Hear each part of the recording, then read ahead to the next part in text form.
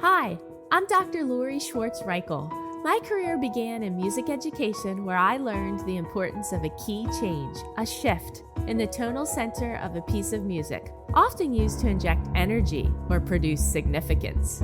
Eventually, I realized the impact of making key changes in all areas of my life and the desire to help others do the same. Making key changes can be difficult.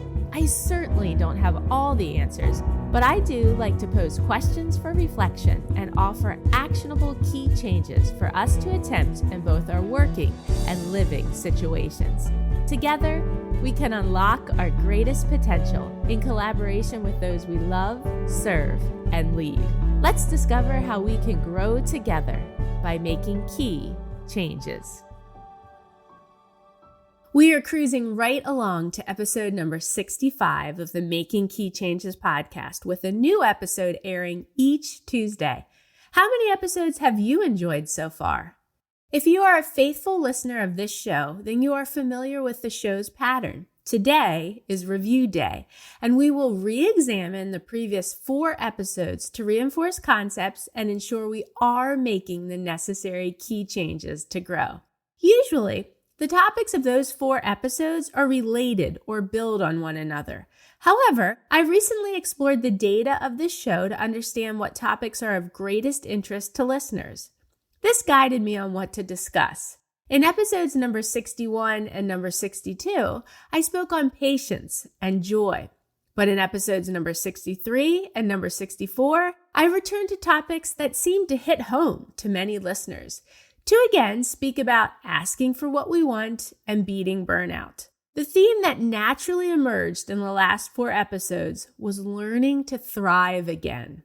An opportunity for review rarely happens with adult learning. However, when learners of any age are encouraged to revisit a topic of interest or need, it helps reinforce the concepts and provides additional avenues for reflection and growth. This helps us to make appropriate key changes to grow and to guide those we love, serve, and lead to do the same. As we review the last 4 episodes today, consider ways that you can learn to thrive again in your living or working situation. In episode number 61, titled Patience is Possible, we discussed that patience is the ability to wait calmly without getting upset or anxious. It's an important virtue, especially when dealing with challenges, long processes, or things that are out of our control. We discussed the following 5 key changes to ensure we are more patient. Key change number 1, to instill mindful methods. Key change number 2, to shift our focus. Key change number 3, to set realistic expectations. Key change number 4, to avoid impulsive decisions. And key change number 5, to practice gratitude. Patience helps us stay on track when progress feels slow or uncertain, which is a vital part of maintaining consistency in any endeavor. The two work hand in hand. Patience allows you to keep going when it feels tough, and consistency is the daily effort that leads to results. How have you practiced patience in the last few weeks?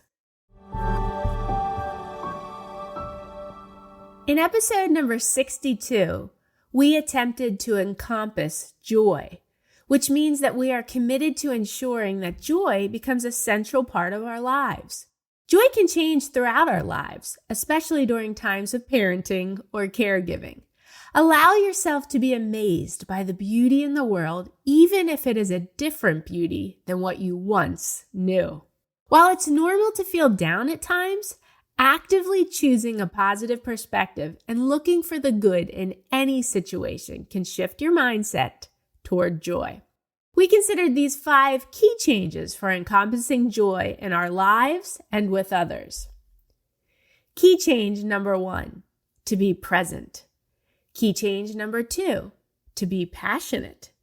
Key change number 3, to nurture relationships. Key change number 4, to spread kindness. And key change number 5, to practice gratitude. There's that gratitude reminder again. When you actively notice and appreciate the small things, joy naturally follows. How are you encompassing more joy in your life? In episodes number 58 and number 63, I speak about how asking for what you want can be difficult and nerve-wracking. However, it can also be empowering and transformative. When you speak up for yourself, you're not just advocating for your needs, you're also giving others a clear path to support you, respect you, or collaborate with you.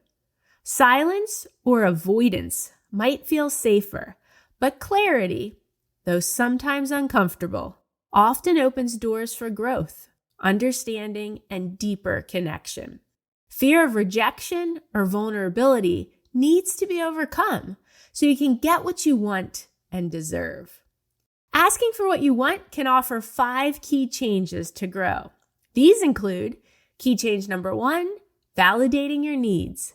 Key change number 2, promoting self-respect. Key change number 3, preventing misunderstandings. Key change number 4, fostering authentic connection. And key change number 5, avoiding resentment.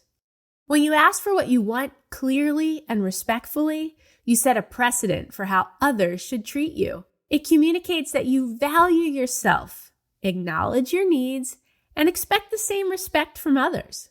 Over time, this can create a healthier relationship, one where both people feel empowered to ask for and receive what they need or want.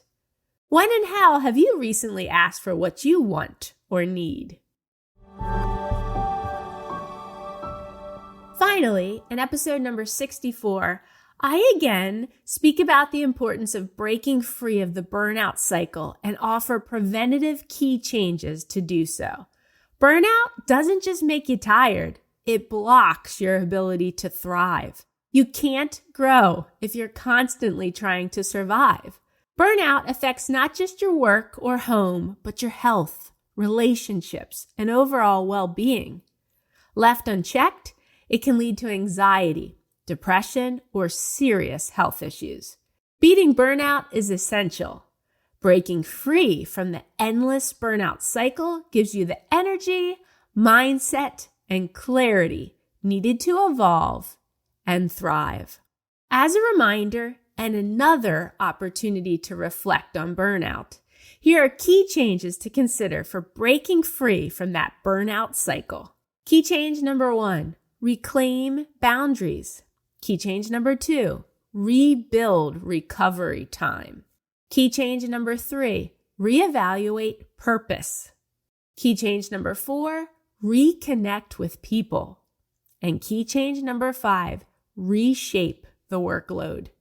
Breaking free from the burnout cycle involves restoring your emotional, mental, and physical well-being after being overwhelmed or overextended for too long.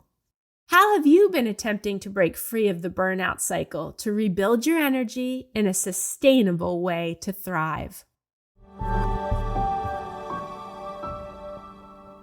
You can learn to thrive again by practicing patience, encompassing joy, asking for what you want or need, and breaking free of the burnout cycle. If you found one of these topics of more importance to you, go back and listen to a specific episode. Episodes are only about 10 minutes long and are meant to encourage you to reflect, research options to grow, and make key changes to refresh certain aspects of your home or work life. Access the show notes for resources to help you and those you love, serve, or lead to grow. My main work is public speaking, so if you feel the contents of this episode or any of my talks or courses would add value to your school, company, or organization, let's have a conversation. How are we making key changes to learn to thrive again? Thanks for listening. If you haven't done so yet, please consider rating and reviewing the Making Key Changes podcast on the Apple Podcast app.